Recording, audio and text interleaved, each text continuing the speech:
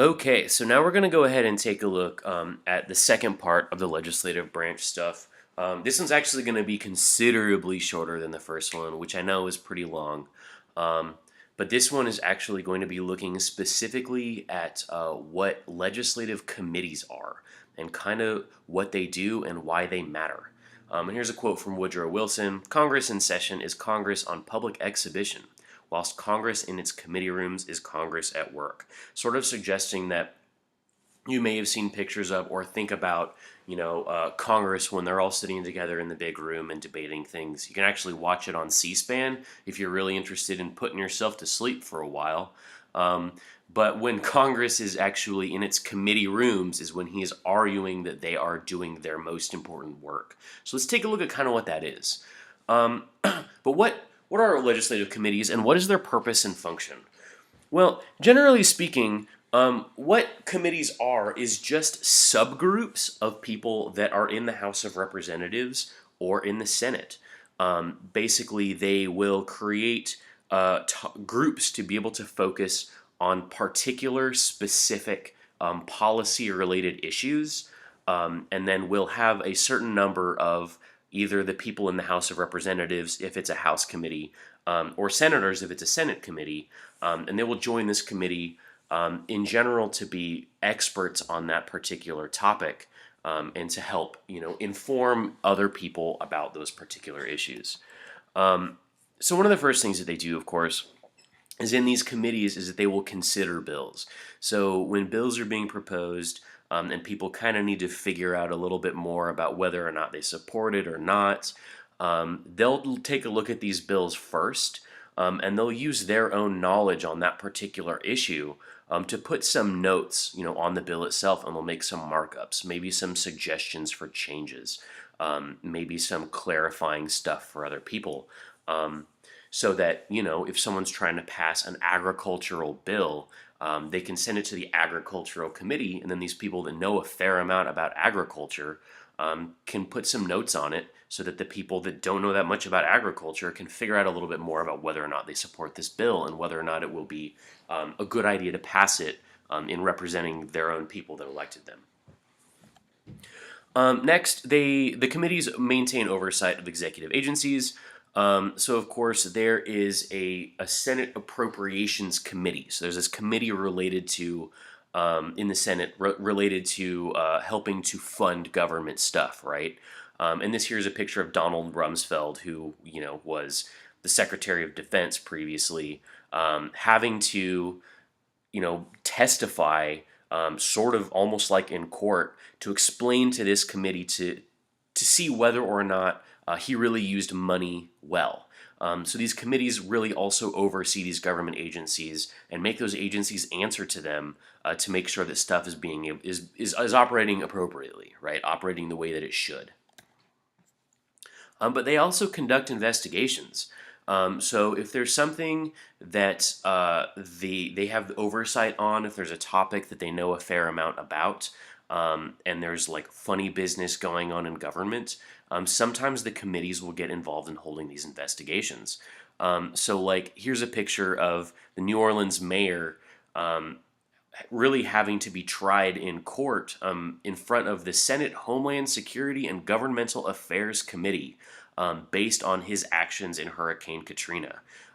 This committee basically took him to the equivalent of court to see whether or not they should prosecute him against his role in Hurricane Katrina stuff. So they also kind of do stuff like that. But let's take a look at the different types of committees. So first, there are committees known as standing committees, and these committees are basically permanent. They always exist. They always have people that are part of them, and they always have full legislative function. They have full ability to look at bills and full ability to represent, whatever the issue is that their committee is about. Sometimes there's also subcommittees. So let's say if there's an agricultural standing committee, sometimes they'll make like a wine committee to like focus specifically on wine grapes, as an example. That's not like a real subcommittee, but as an example of sometimes how there could be. There's also select committees, sometimes called special committees. Basically, sometimes they'll make a committee to focus specifically on a limited issue. So an issue that will exist only for a certain amount of time. Um, so, for example, they might make a committee if the United States decides to, move forward on the Olympics stuff, right? They might have like a special committee just to make sure that legislative law stuff is moving forward in relationship to deciding to hold the Olympics in the United States. And then after it's over, they'll get rid of that committee, right? It's very temporary and it's a very specific purpose. Um, Also, there are committees known as joint committees, and these here include members of both chambers. So, a joint committee will have folks from the House of Representatives on it, and it will also have folks from the House of Representatives. So, joint committees include both. Um, and then also there will be conference committees. And so conference committees are sort of like joint committees because they involve people from the House and the Senate. But the difference is that conference committees are specifically related to trying to even out differences between similar bills. So like if in the House there's a certain understanding of a bill, and in the Senate they understand the same bill a little bit differently, then a conference committee will get together to try to make it so that that bill looks the same for both houses, so that there can be compromise and there can be a majority, so that they can get that bill to pass, basically. So some examples of standing committees. Here are some examples. So again, I've been talking a lot about this agricultural committee. There's also an appropriations committee that deals with money for the government. There's an armed services one that deals with military stuff. There's an education and workforce one that deals with public education and stuff for employees. There's government reform, so a committee that's related to trying to help with laws related to reforming the government. Small business committees, resource committees, judiciary committees, veterans affairs committees, so a whole bunch of different kinds of committees all of the time. And it allows them obviously to be able to focus on very specific issues and send them to these committees first before they're covered by the whole group. And here's some of the ones that are in the Senate. So there's Agriculture, Nutrition, and Forestry Committee. There's the Banking, Housing, and Urban Affairs Committee that deals with, supporting laws about banking or supporting laws on housing rights for people. There is the Energy and Natural Resources, so a committee that's focused on laws about how renewable energy is an example, or protecting our natural resources, those kinds of things. Small Business and Entrepreneurship Standing Committee, Veteran Affairs Standing Committee. So there's a whole bunch of these kinds of things. For House and Special Committees, one example of ones that have existed recently there's the Energy Independence and Global Warming Committee. So there's a specific special committee that just looks at energy independence and global warming.